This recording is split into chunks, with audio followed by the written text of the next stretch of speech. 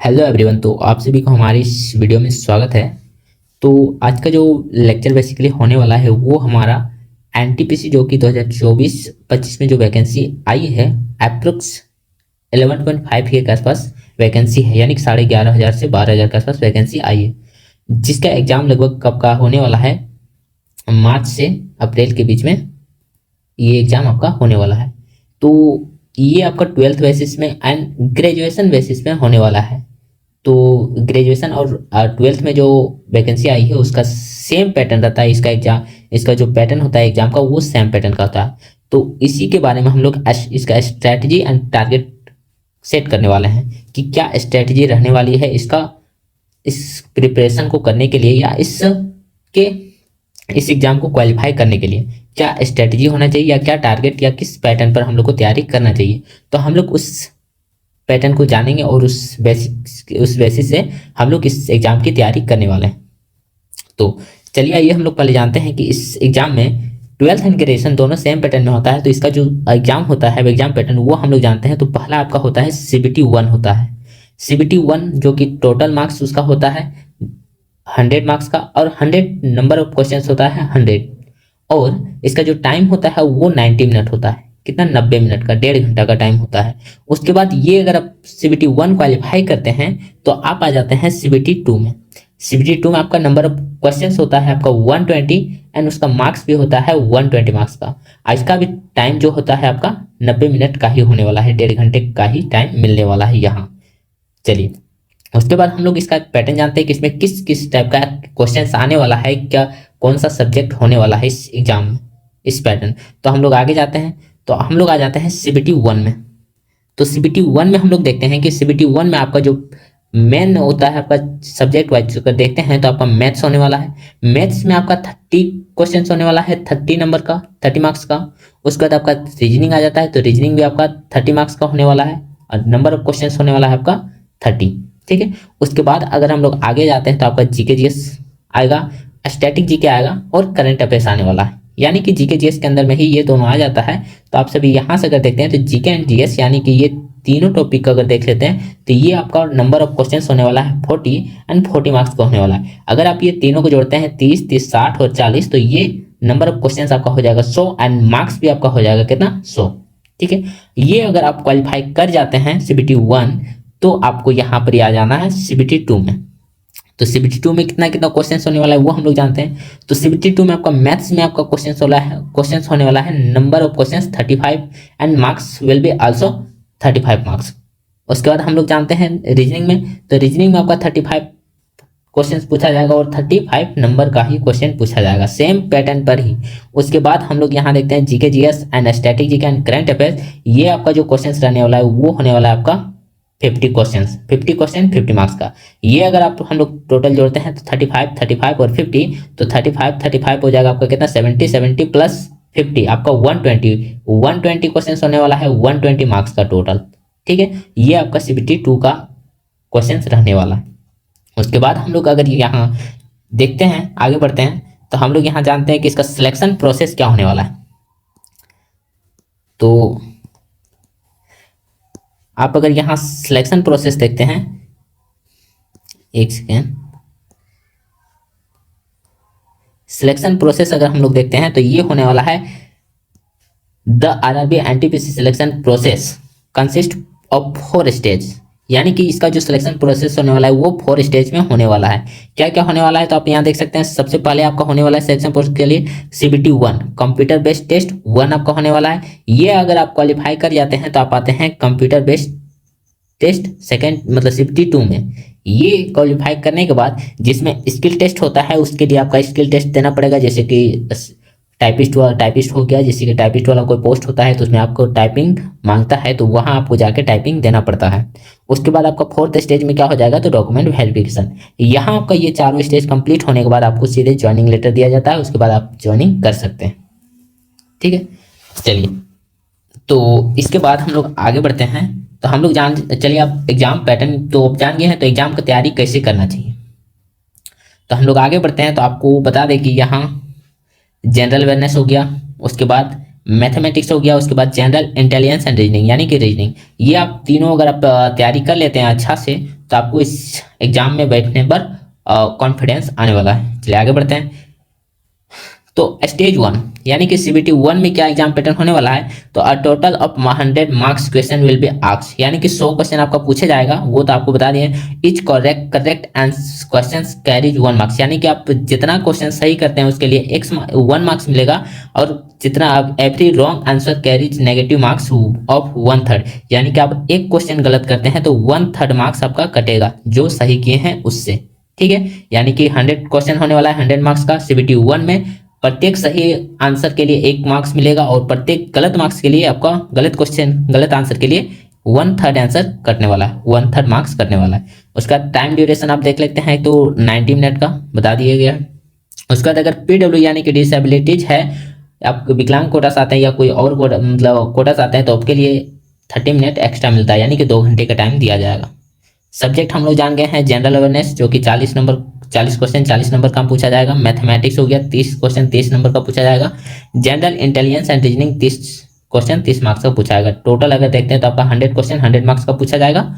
उसके बाद आप आ जाते हैं तो सेकेंड स्टेज CBT 2 में आपको the candidate will be short listed in a ratio 1:20, यानी कि आपका जितना वैकेंसीज है उसका 20 गुना सेलेक्ट किया जाएगा CBT 2 के लिए, यानी कि आपका 11,000 है वैकेंसी टोटल, तो 11,000 का 20 गुना आपका सेलेक्ट किया जाएगा CBT 2 के लिए।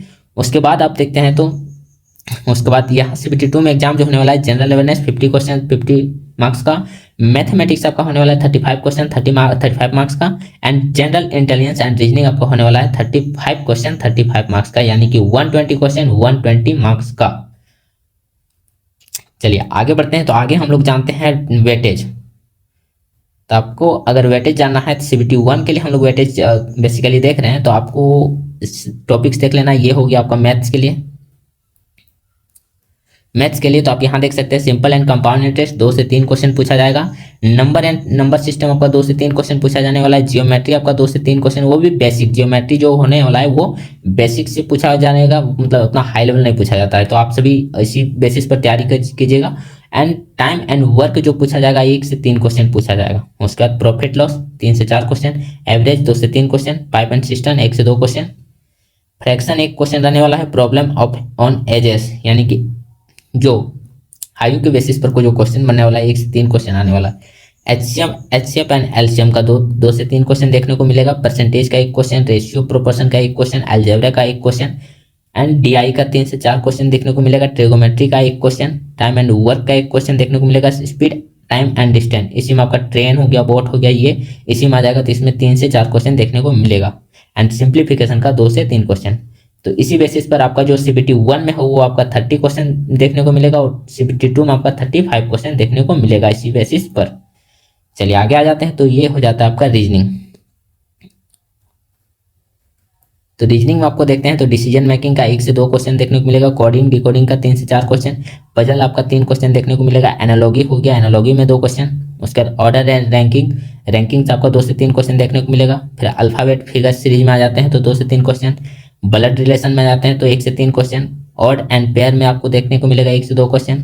Logical and arrangement of words 3 distance and direction, इसमें आपका 3 क्वेश्चन देखने को मिलेगा, इसमें 2 से 3 क्वेश्चन मिलेगा।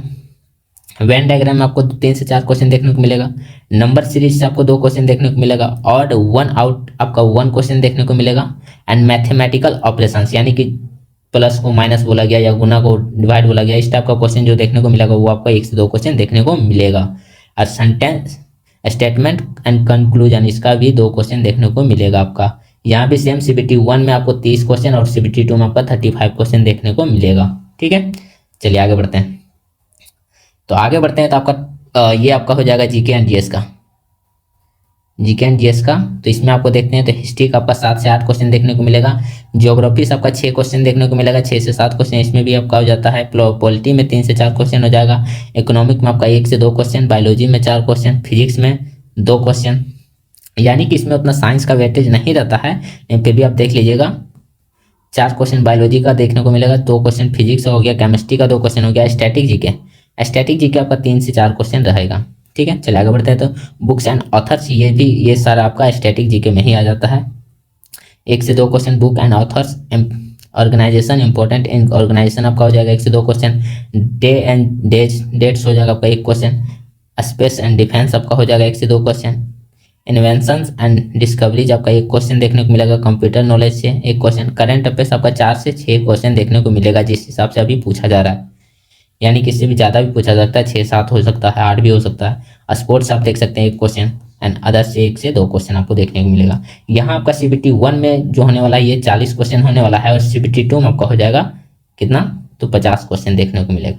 यानी कि अगर आप यहाँ आते हैं तो आपका जो इसका सिलेक्शन का जो मेन फंडा होने वाला है, सिलेक्शन का मेन फंडा जो होने वाला है वो GK एंड GS होने वाला है, क्योंकि आज के डेट में जो मैथ्स एंड रीजनिंग है, मैथ्स एंड रीजनिंग सारा कोई कवर कर लेता है और सारा कोई उसमें फोकस कर लेता है। यानी कि आपको सिलेक्शन लेना है तो आपको ये GK एंड GS का मेन फैक्टर को आपको क्वालिफाई करना पड़ेगा। यानी कि GK GS आपको पूरा कंसंट्रेट करके पूरा एकदम ध्यान से पढ़ना होगा, क्योंकि GK GS एक ऐसा सब्जेक्ट है जो कि आपको सिलेक्शन की ओर ले जाता है, क्योंकि मैथ्स एंड रीजनिंग सारा कोई कवर कर लेता है। चलिए आगे बढ़ते हैं तो और आगे जान लेते हैं।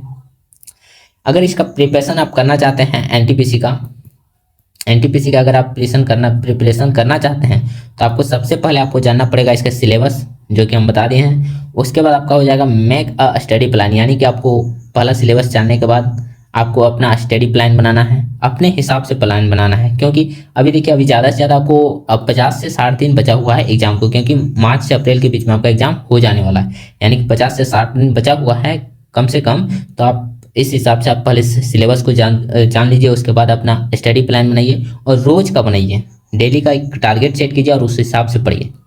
अगर आप अपने से नहीं कर पा रहे हैं तो इस वीडियो के कमेंट बॉक्स में ज़रूर बताएं, हम जो हो सकता है हम मेरे द्वारा वो हम प्रोवाइड करेंगे ज़रूर। चलिए, यानी कि मेक अ स्टडी प्लान, यानी कि अपना स्टडी प्लान होना चाहिए। उसके बाद लर्न टाइम मैनेजमेंट, यानी कि आपका टाइम मैनेजमेंट होना चाहिए। जैसे देखिए अभी तो हम ड्यूटी करते हैं लेकिन उतना टाइम नहीं मिल पाता, लेकिन आपको अगर आप PC का तैयारी कर रहे हैं स्पेशली तो आपको टाइम मैनेजमेंट करना बहुत ज़रूरी है। और उस टाइम मैनेजमेंट के हिसाब से उस टाइम के हिसाब से आप स्टडी कीजिए, आपको रिजल्ट अच्छा ही मिलेगा, अच्छा देखने को मिलेगा। उसके बाद अटेम्प्ट मॉक टेस्ट, आप जैसे जैसे आपका सिलेबस कवर होते जाता है उसके हिसाब से आप मॉक टेस्ट अटेम्प्ट करना शुरू कर दीजिए। आप टेक्स्ट बुक का ज़्यादातर टेक्स्ट बुक ही अच्छा होता है, हम भी टेक्स्ट बुक ही यूज किए हैं अभी तक में, तो आप भी हम बोलेंगे कि टेक्स्ट बुक ही यूज कीजिए, अच्छा रहेगा। तो टेक्स्ट बुक में आप मॉक टेस्ट दे सकते हैं। उसके बाद आप जितना पढ़े हैं, जितना आप कम पढ़े हैं ज़्यादा पढ़े हैं उससे कोई मतलब नहीं होने वाला है। आप जितना भी पढ़े हैं उसको ज़्यादा से ज़्यादा रिवीजन कीजिए।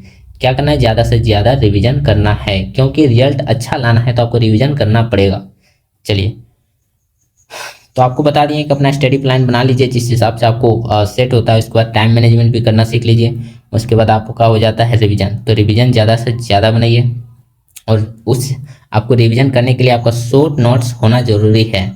शॉर्ट नोट्स यानी कि आप जिस हिसाब से सिलेबस कवर करते जाते हैं धीरे धीरे उस हिसाब से आपका नोट्स भी तैयार होते जाता है। तो उस नोट्स को आप तो ज़्यादा से ज़्यादा बार रिवीजन कीजिए, आपका रिजल्ट अच्छा होने वाला है। चलिए, उसके बाद आप मॉक टेस्ट हमेशा देते रहिए और मॉक टेस्ट देने के बाद एनालाइज जो है, एनालाइज वो आपका मेन फैक्टर होता है। मॉक टेस्ट देने के बाद आपका जितना भी क्वेश्चन आता है उसको भी एनालिसिस कीजिए और जो क्वेश्चन नहीं आता है उसको और भी ज़्यादा अच्छा से एनालिसिस कीजिए, क्योंकि आपका यही जो एनालिसिस है वो आपका एग्जाम में अच्छा करेगा।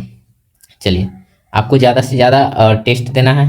चलिए आगे बढ़ते हैं। उसके बाद आपका जो यहाँ मेन फंडा हो जाता है आपका इस रिजल्ट बनाने के लिए, तो practice is the key to success, therefore boost your preparation by starting your practice now. यानी कि आपका जो सिलेक्शन की ओर जाना है तो वो अभी से आप प्रैक्टिस करना स्टार्ट कर दीजिए। आप पहले सिलेबस को धीरे धीरे कंप्लीट करते चलिए और प्रैक्टिस को टाइप बाय टाइप प्रैक्टिस करते चलिए, क्योंकि टाइम कम बचा है।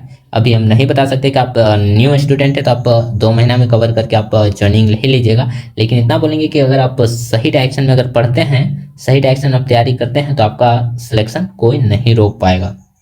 चलिए, तो आप सभी को ये इस वीडियो में कैसा लगा है तो आप सभी इस वीडियो को कमेंट बॉक्स में जरूर बताएं एंड यहाँ तक देखने के लिए थैंक यू।